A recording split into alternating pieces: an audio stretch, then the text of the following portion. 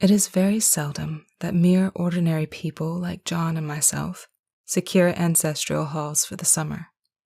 A colonial mansion, a hereditary estate, I would say a haunted house, and reach the height of romantic felicity, but that would be asking too much of fate.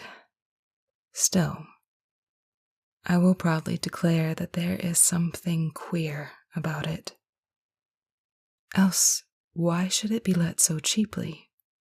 And why have stood so long untenanted? John laughs at me, of course, but one expects that in marriage. John is practical in the extreme.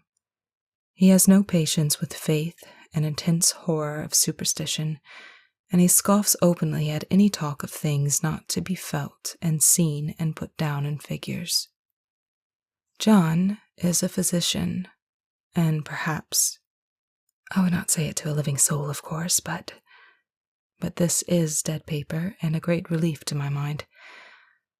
Perhaps that is one reason I do not get well faster. You see, he does not believe I am sick. And what can one do? If a physician of high standing and one's own husband assures friends and relatives that there is really nothing the matter with one but temporary nervous depression, a slight hysterical tendency, what is one to do? My brother is also a physician, and also of high standing, and he says the same thing. So I take phosphates or phosphites, whichever it is, and tonics and journeys and air and exercise, and am absolutely forbidden to work until I am well again. Personally, I disagree with their ideas. Personally, I believe that congenial work with excitement and change would do me good. But what is one to do? I did write for a while, in spite of them, but it does exhaust me a good deal, having to be so sly about it, or else meet with heavy opposition.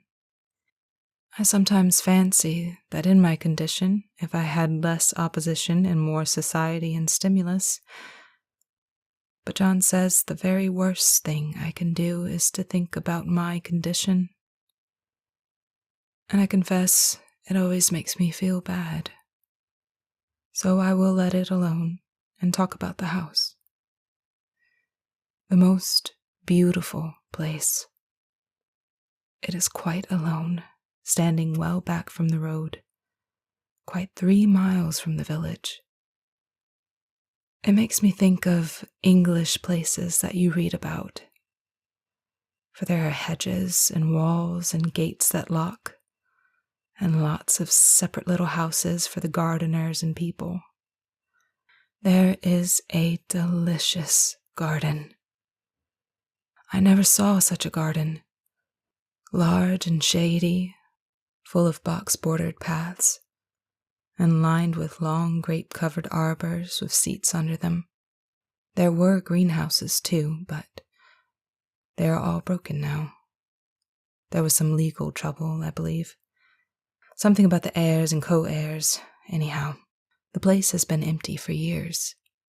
That spoils my ghostliness, I'm afraid. But I don't care. There is something strange about the house. I can feel it. I even said so to John one moonlight evening, but he said that what I felt was a draught and shut the window. I get unreasonably angry with John sometimes. I'm sure I never used to be so sensitive. I think it's due to this nervous condition. But John says if I feel so, I shall neglect proper self-control. So I take pains to control myself, before him at least. And that makes me very tired. I don't like our room a bit. I wanted one downstairs that opened onto the piazza and had roses all over the window, and such pretty old-fashioned chintz hangings. But John would not hear of it. He said there was only one window, and not room for 2 beds, and no near room for him if he took another. He is very careful and loving, and hardly lets me stir without special direction. I have a scheduled prescription for each hour in the day. He takes all care for me, and so I feel basely ungrateful not to value it more. He said we came here solely on my account, that I was to have perfect rest and all the air I could get. Your exercise depends on your strength, my dear, said he, and your food somewhat on your appetite, but air you can absorb all the time. So we took to the nursery at the top of the house. It is a big, airy room, the whole floor nearly, with windows that look all ways, and air and sunshine galore. It was nursery first, then playground and gymnasium, I should judge, for the windows are barred for little children, and there are rings and things in the walls. The paint and paper look as if a boys' school had used it. It is stripped off, the paper, in great patches all around the head of my bed, about as far as I can reach. And in a great place on the other side of the room, low down, I never saw a worse paper in my life. One of those sprawling, flamboyant patterns committing every artistic sin. It is dull enough to confuse the eye in following, pronounced enough to constantly irritate and provoke study, and when you follow the lame, uncertain curves for a little distance, they suddenly commit suicide. Plunge off at outrageous angles, destroy themselves in unheard of contradictions.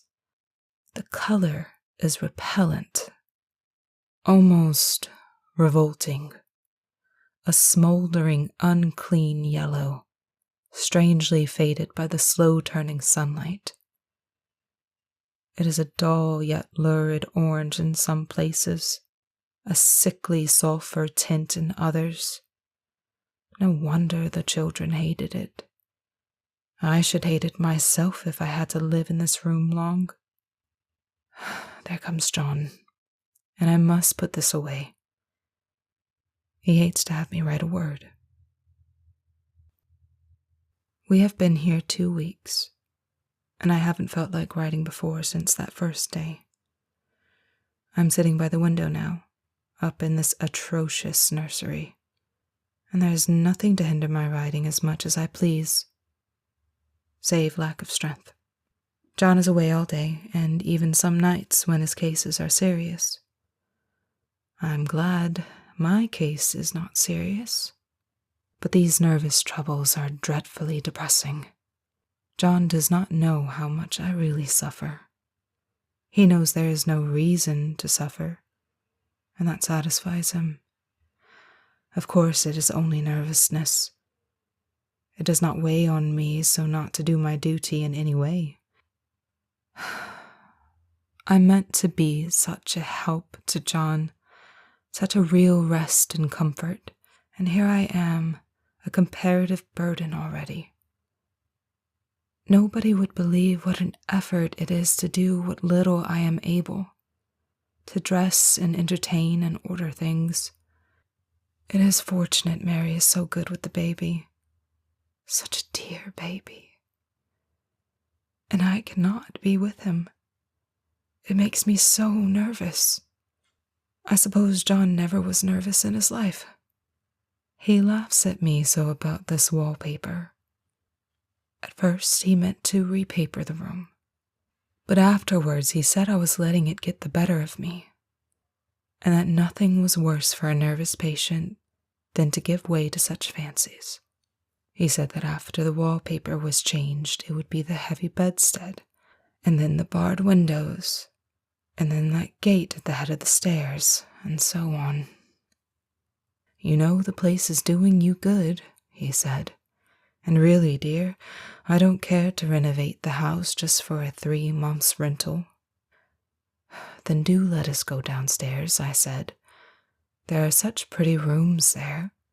Then he took me in his arms and called me a blessed little goose, and said he would go down cellar if I wished, and have it whitewashed into the bargain.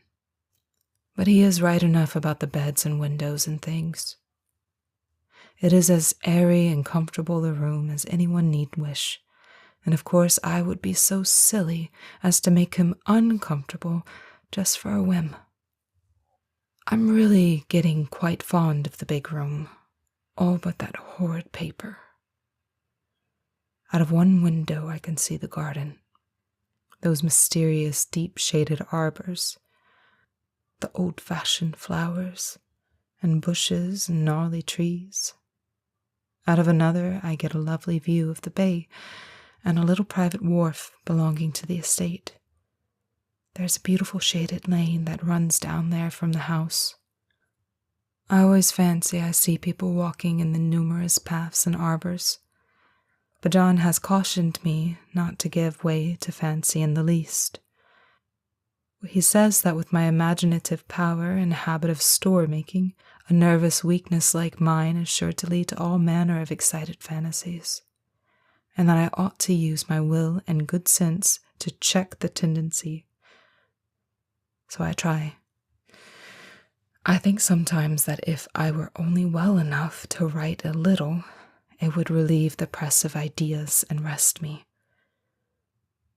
But I find I get pretty tired when I try. It is so discouraging not to have any advice and companionship about my work. When I get really well, John says that we will ask Cousin Henry and Julia down for a long visit. But he says he would as soon put fireworks in my pillowcase as to let me have those stimulating people about now. I wish I could get well faster, but I must not think about that. This paper looks to me as if it knew what a vicious influence it had. There is a recurrent spot where the pattern lulls, like a broken neck, and two bulbous eyes stare at you upside down. I get positively angry with the impertinence of it and the everlastingness. Up and down and sideways they crawl, and those absurd, unblinking eyes are everywhere. There is one place where two breadths didn't match, and the eyes go all up and down the line, one a little higher than the other. I never saw so much expression in an inanimate thing before, and we all know how much expression they have. I used to lie awake as a child and get more entertainment and terror out of blank walls and plain furniture than most children could find in a toy store. I remember what a kindly wink the knobs of our big old bureau used to have, and there was one chair that always seemed like a strong friend. I used to feel that if any of the other things looked too fierce, I could always hop into that chair and be safe. The furniture in this room is no worse than inharmonious, however, for we had to bring it all from downstairs. I suppose when this was used as a playroom, they had to take the nursery things out, and no wonder. I never saw such ravages as the children have made here. The wallpaper, as I said before, is torn off in spots, and it sticketh closer than a brother. They must have had perseverance as well as hatred. Then the floor is scratched and gouged and splintered, the plaster itself is dug out here and there, and this great heavy bed, which is all we found in the room, looks as if it had been through the wars. But I don't mind it a bit. Only the paper. There comes John's sister, such a dear girl as she is, and so careful of me. I must not let her find me writing. She is a perfect and enthusiastic housekeeper, and hopes for no better profession. I verily believe she thinks it is the writing which makes me sick, but I can write when she is out, and see her a long way off from these windows.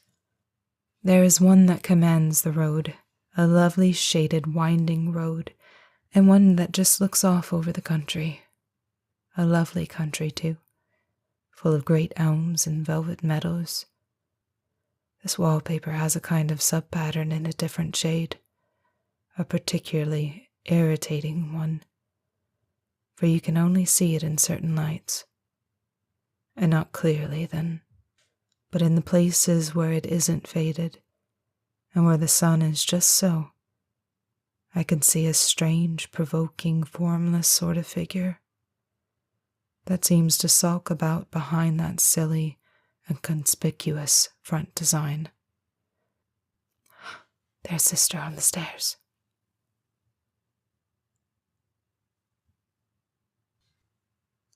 Well, the 4th of July is over. The people are gone, and I am tired out. John thought it might do me good to see a little company, so we just had Mother and Nellie and the children down for the week. Of course, I didn't do a thing. Jenny sees to everything now, but it tired me all the same. John says if I don't pick up faster, he shall send me to Ware Mitchell in the fall. But I don't want to go there at all. I had a friend who was in his hands once, and she says he is just like John and my brother, only more so. Besides, it is such an undertaking to go so far. I don't feel as if it was worthwhile to turn my hand over for anything, and I'm getting dreadfully fretful. I cry at nothing, and cry most of the time. Of course, I don't when John is here or anybody else, but when I am alone, and I am alone a good deal just now. John is kept in town very often by serious cases, and Ginny is good and lets me alone when I want her to. So I walk a little in the garden and down that lovely lane, sit on the porch under the roses, and lie down up there a good deal. I'm getting really fond of the room in spite of the wallpaper. Perhaps because of the wallpaper. It dwells in my mind so. I lie here on this great immovable bed. It is nailed down, I believe, and follow that pattern about by the hour. It is as good as gymnastics, I assure you. I start, we'll say, at the bottom, down in the corner over there where it has not been touched. And I determine for the 1000th time that I will follow that pointless pattern to some sort of conclusion. I know a little of the principle of design, and I know this thing was not arranged by any laws of radiation or alternation or repetition or symmetry or anything else that I have ever heard of. It is repeated, of course, by the breaths, but not otherwise. Looked at it in a way, each breath stands alone. The bloated curves and flourishes, a kind of debased Romanesque, with delirium tremens, go waddling up and down in isolated columns of fatuity. But on the other hand, they connect diagonally, and the sprawling outlines run off in great slanting waves of optic horror, like a lot of wallowing seaweeds in full chase. The whole thing goes horizontally, too. At least it seems so. And I exhaust myself in trying to distinguish the order of it going in that direction. They have used a horizontal breath for a frieze, and that adds wonderfully to the confusion. There is one end of the room where it is almost intact, and there, when the cross lights fade and the low sun shines directly upon it, I can almost fancy radiation, after all. The interminable grotesques seem to form around a common center and rush off in headlong plunges of equal distraction. It makes me tired to follow it. I will take a nap, I guess.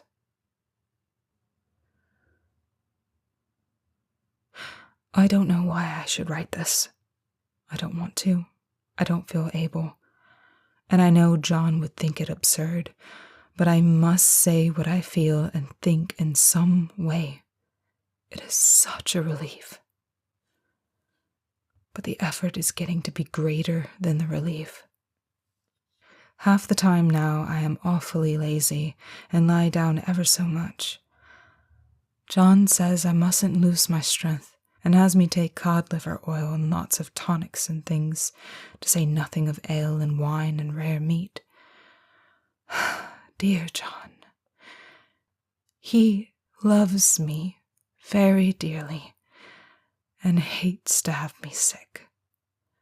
I tried to have a real, earnest, reasonable talk with him the other day and tell him how I wish he would just let me go and make a visit to Cousin Henry and Julia. But he said I wasn't able to go, nor able to stand it after I got there, and I did not make out a very good case for myself, for I was crying before I had finished. It is getting to be a great effort for me to think straight. Just this nervous weakness, I suppose. And dear John gathered me up in his arms and just carried me upstairs and laid me on the bed. And he sat by me and read to me till it tired my head. He said I was his darling and his comfort and all he had, and that I must take care of myself for his sake and keep well.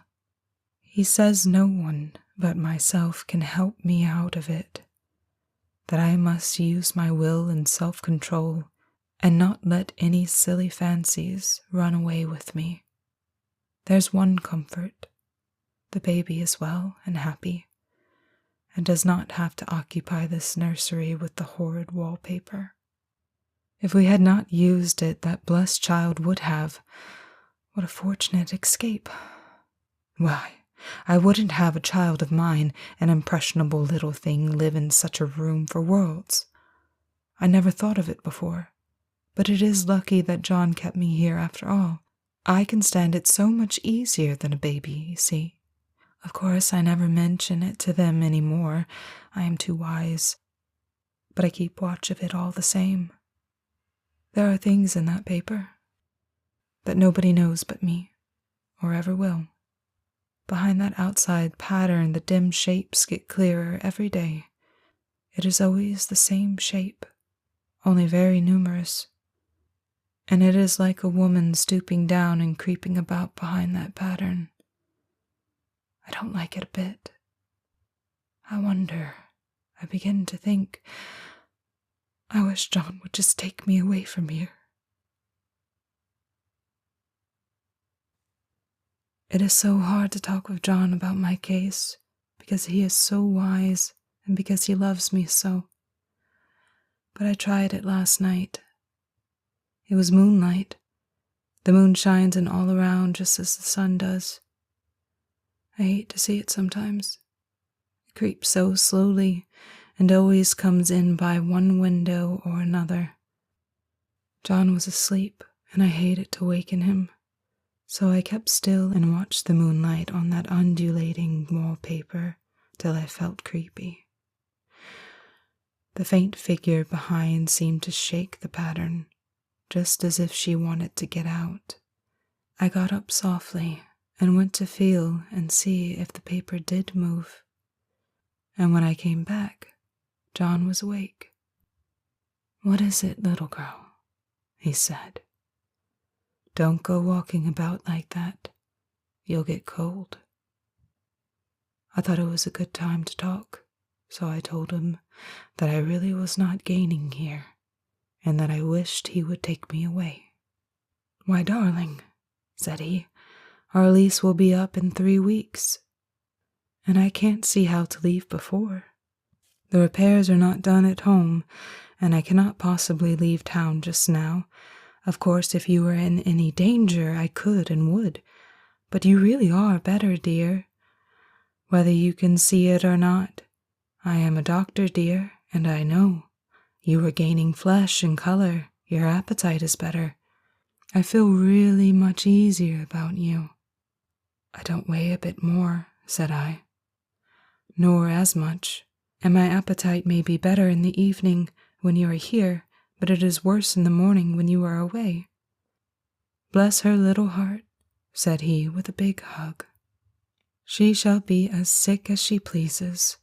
But now let's improve the shining hours by going to sleep and talk about it in the morning." "And you won't go away?" I asked gloomily. "Why, how can I, dear?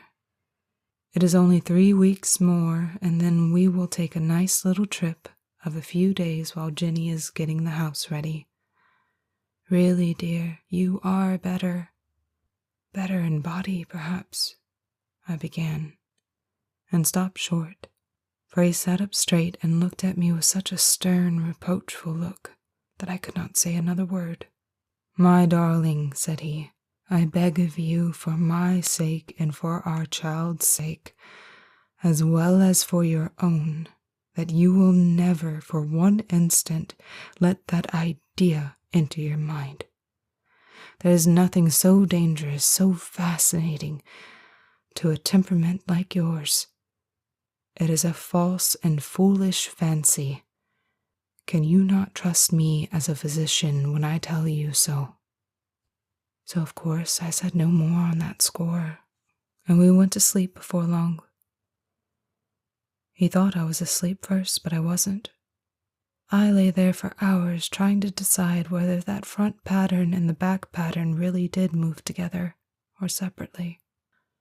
On a pattern like this, by daylight, there is a lack of sequence, a defiance of law, that is a constant irritant to a normal mind. The color is hideous enough and unreliable enough and infuriating enough, but the pattern is torturing. You think you have mastered it, but just as you get well underway in following, it turns a back somersault and there you are.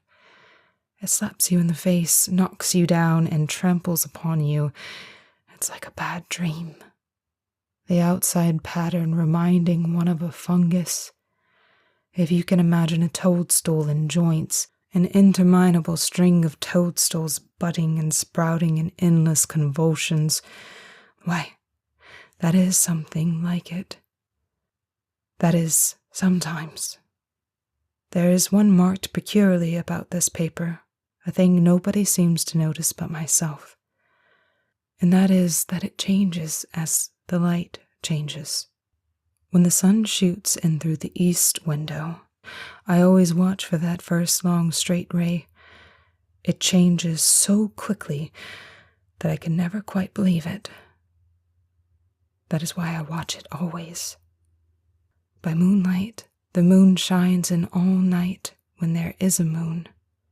I wouldn't know it was the same paper. At night, in any kind of light, in twilight, candlelight, lamplight, and worst of all, by moonlight, it becomes bars. The outside pattern, I mean. And the woman behind it is as plain as can be. I didn't realize for a long time what the thing was that showed behind, that dim sub-pattern, but now I am quite sure it is a woman. By daylight she is subdued, quiet. I fancy it is the pattern that keeps her so still. It is so puzzling. It keeps me quiet by the hour. I lie down ever so much now. John says it is good for me, and to sleep all I can. Indeed, he started the habit of making me lie down for an hour after each meal. It is a very bad habit, I am convinced, for you see, I don't sleep. And that cultivates deceit, for I don't tell them I'm awake. Oh no. The fact is, I am getting a little afraid of John. He seems very queer sometimes, and even Ginny has an inexplicable look. It strikes me occasionally, just as a scientific hypothesis, that perhaps it is the paper. I have watched John when he did not know I was looking, and come into the room suddenly on the most innocent excuses, and I've caught him several times looking at the paper. And Jenny, too. I caught Jenny with her hand on it once. She didn't know I was in the room, and when I asked her in a very quiet voice, with the most restrained manner possible, what she was doing with the paper, she turned around as if she had been caught stealing, and looked quite angry, asked me why I should frighten her so. Then she said that the paper stained everything it touched, and that she found yellow smooches on all of my clothes and John's, and she wished we would be more careful. Did not that sound innocent? But I know she was studying that pattern, and I am determined that nobody shall find it out but myself. Life is very much more exciting than it used to be. You see, I have something more to expect, to look forward to watch. I really do eat better and am more quiet than I was. John is so pleased to see me improve. He laughed a little the other day and said I seemed to be flourishing in spite of my wallpaper. I had no intention of telling him that it was because of the wallpaper. He would make fun of me. He might even want to take me away. I don't want to leave now until I have found it out. There is a week more, and I think that will be enough. I'm feeling ever so much better. I don't sleep much at night, for it is so interesting to watch developments, but I sleep a good deal in the daytime. In the daytime, it is tiresome and perplexing. There are always new shoots on the fungus and new shades of yellow all over it. I cannot keep count of them, though I have tried. It is the strangest yellow, that wallpaper. It makes me think of all the yellow things I ever saw. Not beautiful ones like buttercups, but old, foul, bad yellow things. But there is something else about that paper. The smell. I noticed it the moment we came into the room, but with so much air and sun it was not too bad. Now we have had a week of fog and rain, and whether the windows are open or not, the smell is here. It creeps all over the house. I find it hovering in the dining room, skulking in the parlor, hiding in the hall, lying in wait for me on the stairs. It gets into my hair. Even when I go to ride, if I turn my head suddenly and surprise it, there is that smell. Such a peculiar odor, too. I have spent hours in trying to analyze it, to find what it smelled like. It is not bad at first, and very gentle, but quite the subtlest, most enduring odor I have ever met. In this damp weather, it is awful. I wake up in the night and find it hanging over me. It used to disturb me at first. I thought seriously of burning the house to reach the smell, but now I am used to it. The only thing I can think of that it is like is the color of the paper, a yellow smell. There's a very funny mark on this wall, low down near the mopboard, a streak that runs round the room.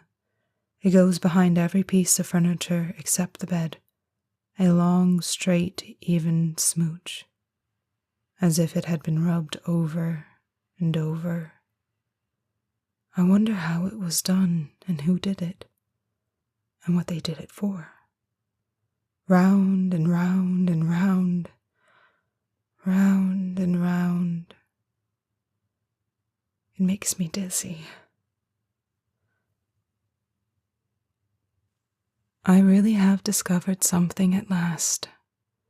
Through watching so much at night, when it changes so, I have finally found it. The front pattern does move.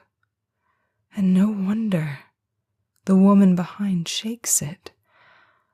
Sometimes I think there are a great many women behind, and sometimes only one, and she crawls around fast, and her crawling shakes it all over. Then in the very bright spots she keeps still, and in the very shady spots she just takes hold of the bars and shakes them hard. And she is all the time trying to climb through. But nobody could climb through that pattern. It strangles so. I think that is why it has so many heads. They get through, and then the pattern strangles them off and turns them upside down and makes their eyes white. If those heads were covered or taken off, it would not be half so bad. I think the woman gets out in the daytime, and I'll tell you why. Privately, I've seen her. I can see her out of every one of my windows. It is the same woman I know, for she is always creeping, and most women do not creep by daylight. I see her on that long shaded lane, creeping up and down. I see her in those dark gray arbors, creeping all around the garden. I see her on that long road under the trees, creeping along, and when a carriage comes, she hides under the blackberry vines. I don't blame her a bit. It must be very humiliating to be caught creeping by daylight. I always lock the door when I creep by daylight. I can't do it at night, for I know John would suspect something at once. And John is so queer now that I don't want to irritate him. I wish he would take another room. Besides, I don't want anybody to get that woman out at night but myself. I often wonder if I could see her out of all the windows at once. But turn as fast as I can only see out of one at one time. And though I always see her, she may be able to creep faster than I can turn. I have watched her sometimes away off in the open country, creeping as fast as a cloud shadow in a high wind. If only that top pattern could be gotten off from the under one. I mean to try it little by little. I have found out another funny thing, but I shan't tell it this time. It does not do to trust people too much. There are only 2 more days to get this paper off, and I believe John is beginning to notice. I don't like the look in his eyes. And I heard him ask Jenny a lot of professional questions about me. She had a very good report to give. She said I slept a good deal in the daytime. John knows I don't sleep very well at night, for all I'm so quiet. He asked me all sorts of questions too, and pretended to be very loving and kind, as if I couldn't see through him. Still, I don't wonder he acts so, sleeping under this paper for 3 months. It only interests me, but I feel sure John and Jenny are secretly affected by it. Hooray! This is the last day, but it is enough. John is to stay in town overnight and won't be out until this evening. Jenny wanted to sleep with me, the sly thing, but I told her I should undoubtedly rest better for a night all alone. That was clever, for really I wasn't alone a bit. As soon as it was moonlight and that poor thing began to crawl and shake the pattern, I got up and ran to help her. I pulled and she shook. I shook and she pulled, and before morning we had peeled off yards of that paper. A strip about as high as my head and a half around the room. And then when the sun came and that awful pattern began to laugh at me, I declared I would finish it today. We go away tomorrow, and they are moving all my furniture down again to leave things as they were before. Jenny looked up at the wall in amazement, but I told her merrily that I did it out of pure spite at the vicious thing. She laughed and said she wouldn't mind doing it herself, but I must not get tired. How she betrayed herself that time. But I am here, and no person touches this paper but me, not alive. She tried to get me out of the room. It was too patent. But I said it was so quiet and empty and clean now that I believed I would lie down again and sleep all I could, and not to wake me even for dinner. I would call when I woke. So now she is gone, and the servants are gone, and the things are gone, and there is nothing left but that great bedstead nailed down with the canvas mattress we found on it. We shall sleep downstairs tonight and take the boat home tomorrow. I quite enjoy the room now it is bare again. How those children did tear about here. This bedstead is fairly gnawed, but I must get to work. I have locked the door and thrown the key down into the front path. I don't want to go out, and I don't want to have anybody come in till John comes. I want to astonish him. I've got a rope up here that even Ginny did not find. If that woman does get out and tries to get away, I can tie her. But I forgot I could not reach far without anything to stand on. This bed will not move. I tried to lift and push until I was lame, and then I got so angry I bit off a little piece of the corner, but it hurt my teeth. Then I peeled off all the paper I could reach standing on the floor. It sticks horribly, and the pattern just enjoys it. All those strangled heads and bulbous eyes and waddling fungus growths just shriek with derision. I'm getting angry enough to do something desperate. To jump out of the window would be admirable exercise, but the bars are too strong to even try. Besides, I wouldn't do it. Of course not. I know well enough that a step like that is improper and might be misconstrued. I don't like to look out the windows, even. There are so many of those creeping women, and they creep so fast. I wonder if they will all come out of that wallpaper as I did. But I am securely fastened now by my well-hidden rope. You don't get me out in the road there. I suppose I shall have to get back behind the pattern when it comes night. And that is hard. It is so pleasant to be out in this great room and creep around as I please. I don't want to go outside. I won't, even if Ginny asks me to. For outside you have to creep on the ground and everything is green instead of yellow. But here I can creep smoothly on the floor, and my shoulder just fits in that long smooch around the wall, so I cannot lose my way. Why, there's John at the door. It is no use, young man, you can't open it. How he does call and pound. Now he's crying for an axe. It would be a shame to break down that beautiful door. John, dear, said I in the gentlest voice, the key is down by the front steps under a plantation leaf. That silenced him for a few moments. Then he said, very quietly indeed, open the door, my darling.